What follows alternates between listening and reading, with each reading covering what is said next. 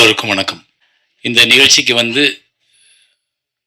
மத்தியில் அமர்ந்து ரொம்ப மென்மையாக எல்லாரோடையும் நல்ல சிரிப்போட அன்போட உட்கார்ந்து அத்தனை பேர்த்துக்கும் தோழமையோடு பழகிக்கிட்டு இருக்க அமைச்சர் அவர்களுக்கு என்னுடைய வணக்கங்கள். எல்லாரும் கேட்குறாங்க, ஒவ்வொருத்தரும் ஒரு வேண்டுகோள். ஸோ நாங்கள் எழுத்தாளர் சங்கத்துக்கு இப்போ தான் வந்திருக்கோம். எங்களோட குழு எங்களோட பொறுப்பை ஏற்று ஒன்று ஒன்றா பார்த்துக்கிட்டு இருக்கோம்.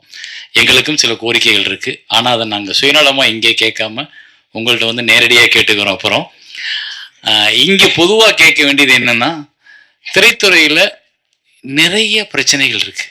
நீங்கள் பார்க்கும்போது நாங்கள் எல்லாரும் சிரிச்சுக்கிட்டு இருக்கோம். ஆனால் தனியாக வீட்டுக்கு போய் உட்காந்தா ஒவ்வொருத்தரும் ஏதோ ஒரு யோசனையில் முழுகிக்கிட்டு இருப்போம். ஒரு திரைப்படம் எடுத்த தயாரிப்பாளர் அதை எடுத்து ரிலீஸ் பண்ணுறதுக்கு 1000 தடைகளும் பிரச்சனைகளும் இருக்குது.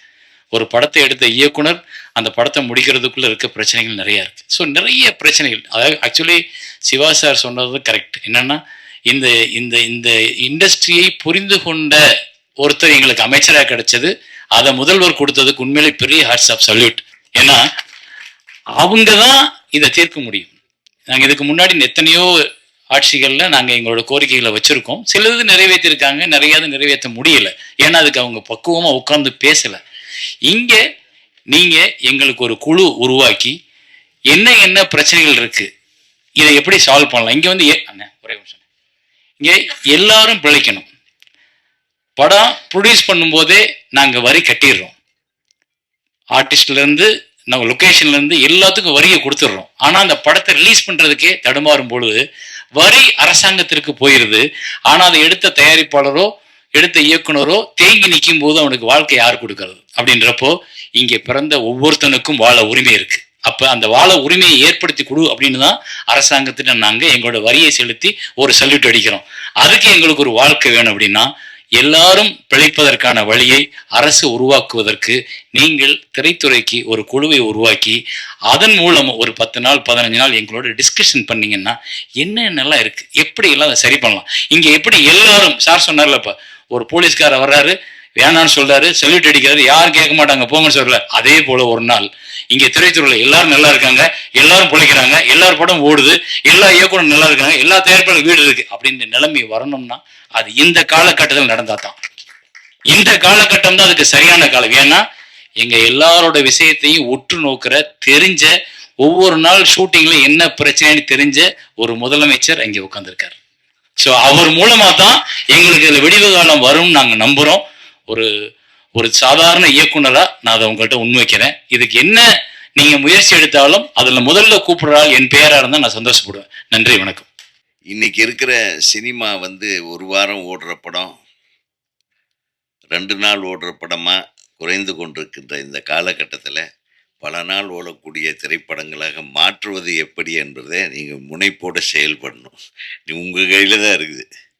அதே மாதிரி எல்லாரும் அமைச்சர் என் அன்பு சகோதரர் ராஜ்மோகன் அவர்களுக்கு நிறைய கோரிக்கைகள் இன்னும் நிறைய இருக்குது, வந்துகிட்டே இருக்குங்க. நீங்கள் ஒன்றும் அதை பற்றி பயப்படாதீங்க. நான் முதல்ல நானும் செல்வமணி சாரும் போகும்போது அவர் சொன்னானே, உங்களுக்கு என்ன ஏதாச்சும் என்ன கேளுங்கண்ணே, அதான் சொன்னார் அவர். அதனால செய்கிற மனப்பான்மை இருக்கிற தலைவன் இருக்கிற வரையில் நம்ம கேட்காமையே செய்வாங்க. நம்ம கேட்டாலும் அதை பற்றி கவலைப்பட மாட்டாங்க. நீங்கள் கேட்காமையே நாங்கள் செய்வோன்ற தலைமை இன்னைக்கு தமிழகத்தை ஆண்டு கொண்டிருக்கிறது. அன்பு சகோதரர், நான் தான் சொன்னேன். நான் ஒரு சின்ன விஷயத்தை சொல்கிறேன். நானும் எத்தனையோ முதல்வர்களை பார்த்துட்டேன், போய் பார்த்துருக்குறோம், கியூவில் நின்று பார்த்துருக்கோம், பார்க்க முடியாமையும் வந்திருக்கோம்.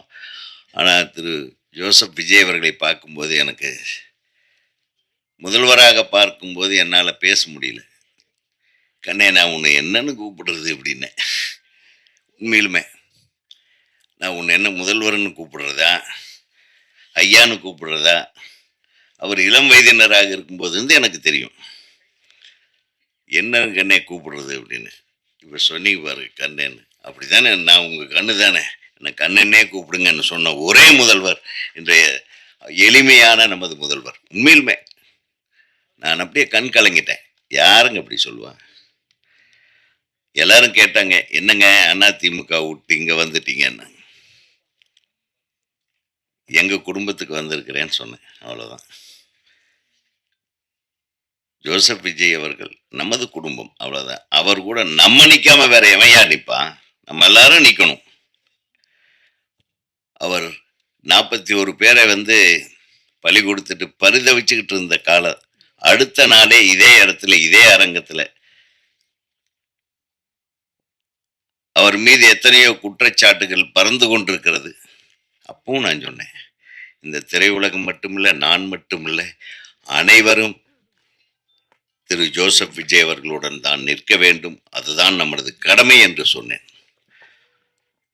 ஸோ இறைவன் சும்மா விடல. 2 வருஷத்துல ஒரு கட்சி ஆரம்பிச்சு அது ஆட்சியை பிடித்த ஒரு சரித்திரத்தை உருவாக்கி மக்களிடத்திலே இப்படி ஒரு பேர். கோயம்புத்தூர்லேருந்து ஒருத்தர் ஃபோன் பண்ணுறாரு, பிரதர் நம்ம வருஷம் வருஷம் ஸ்கூலுக்கு பணம் கட்டுவோம்ல மாமூலு, அது இல்லை பிரதர், எனக்கு ஃபோன் வருது, வீட்டுக்கு வருது ஃபோனு, நீங்கள் பர்மிஷன் உங்களுக்கு ரெடி, வாங்கிட்டு போங்கன்னு. அந்த மாதிரி துறைக்கு ஒரு அமைச்சர் நமது துறையிலிருந்து வந்திருக்கிறாருன்னா ராஜ்மோகன் அவர்களுக்கு வாழ்த்துகள். ஏன்னா படிக்கிற குழந்தைங்க படிக்கிற ஒரு பள்ளிக்கூடத்துக்கு லஞ்சம் வாங்குற கவர்மெண்ட் உலகத்தில் இருந்திருக்குன்னா அதுக்காக நம்ம வெக்கப்படணுமே தவிர, இன்னைக்கு அந்த நிலைமை மாறி ஒரு இண்டஸ்ட்ரியலிஸ்ட் ஃபோன் பண்ணுறான், ஒரு பில்டர் ஃபோன் பண்ணுறான், அண்ணே 5 பைசா செலவு இல்லாமல் எனக்கு பிளான் ஓகே ஆயிடுச்சுண்ணே. எப்பேற்பட்ட விஷயம்! உண்மை இது இன்னும் சிறப்பாக நடைபெற்று கொண்டே இருக்கும். அதற்கு ராஜ்மோகனை போன்ற மிகச்சிறந்த சிந்தனையாளர்கள், அவங்க அவர் அவ்வளவு கடினமான உழைச்சிக்கிட்டு இருக்காரு. அவருக்கு கொடுத்துருக்கிற துறைகளை பாருங்க. கல்வித்துறை இது சாதாரணமான விஷயம் அல்ல. எவ்வளவு கண்ணும் கருத்துமாக இருந்து பார்க்க வேண்டிய ஒரு துறை. ஒவ்வொரு துறையிலும் முதலமைச்சரை இப்போ எடுத்துக்கிட்டிங்கன்னா, காலையில் அவர் எந்திரிச்சு என்ன பண்ணுறாருன்னு தெரில பாவம். 6 மணிக்கு உட்காந்து என்னென்ன துறையில் என்னென்ன நடக்குது, என்னென்ன நடக்கணும், என்னென்ன அநியாயங்கள் நடந்தது, எதை சரிப்படுத்தணும், இதுக்கு எத்தனை பொருட்செலவாக நம்ம எக்கானமி என்ன, இத்தனையும் திங்க் பண்ணிட்டு இருக்கிற ஒரு முதலமைச்சர் இருக்கிறாருன்னா அது திரு ஜோசப் விஜய் அவர்கள் மட்டும்தான். நமது மாண்புமிகு முதல்வர் அவர்கள் கண்ணுறக்கம் இல்லாமல் பணி செய்து கொண்டிருக்கிறார் என்பது மட்டும் நமக்கு புரிகிறது. ஏன்னா எனக்கு தெரியும் கவர்மெண்ட்ல என்னென்ன, ஒவ்வொரு துறையிலும் என்னென்ன பிரச்சனைகள் இருக்குன்னு எங்களுக்கு தெரியும். அத்தனை மீறி ஒரு அற்புதமான ஆட்சியை கொடுத்து கொண்டிருக்கிற இந்த அரசுக்கும், அதில் ஒரு அங்கமாக இருந்து அற்புதமாக செயலாற்றி கொண்டிருக்கும் நமது அமைச்சர் ராஜ்மோகன் அவர்களுக்கும் நான் மனமார்ந்த நன்றியையும் வாழ்த்துக்களையும் தெரிவித்துக் கொள்கிறேன். ஏன்னா இந்த இடத்துல நாம் நம்மளுக்கு அது வேணும், இது அவங்களுக்கு தெரியும் நம்மளுக்கு என்ன வேணும்னு.